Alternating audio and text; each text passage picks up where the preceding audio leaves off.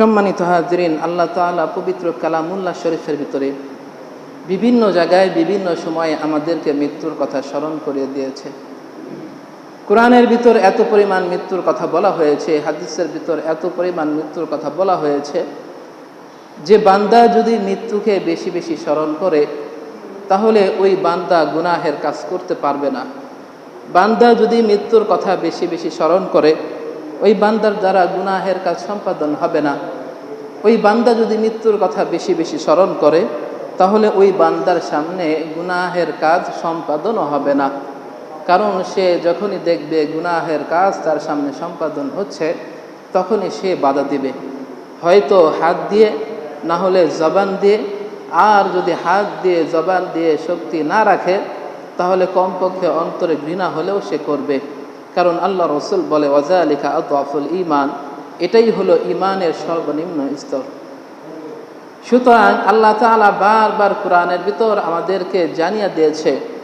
আল্লাহ তাআলা বলেন ওয়ালিকুল্লি উম্মাতিন আজাল ইযা জাআ আজালুহুম লা ইস্তাখিরুনা সাআতান ওয়া লা ইস্তাকদিমুন। ও আমার বান্দারা শুনে রাখো, পৃথিবীর বুকে যত বস্তু আছে, যত মাখলুক আছে, যত মাখলুককে আমি সৃষ্টি করেছি প্রতিটা জিনিসের একটা নির্দিষ্ট পরিমাণ মেয়াদ সীমা আছে।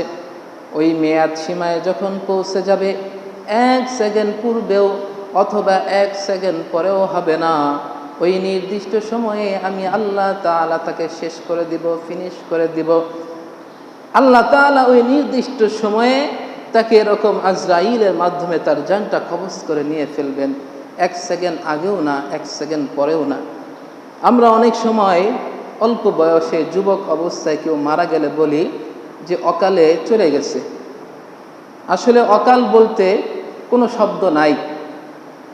আল্লাহ তাআলা তার বান্দাকে যেই পরিমাণ সময়, যেই পরিমাণ হায়াত দিয়ে দুনিয়াতে সৃষ্টি করেছে, এই পরিমাণ সময়, এই পরিমাণ হায়াত যখন ফুরিয়ে যাবে সাথে সাথে আল্লাহ তাআলার হুকুমে আজরাইল তার জান কবজ করে নিয়ে আসবে।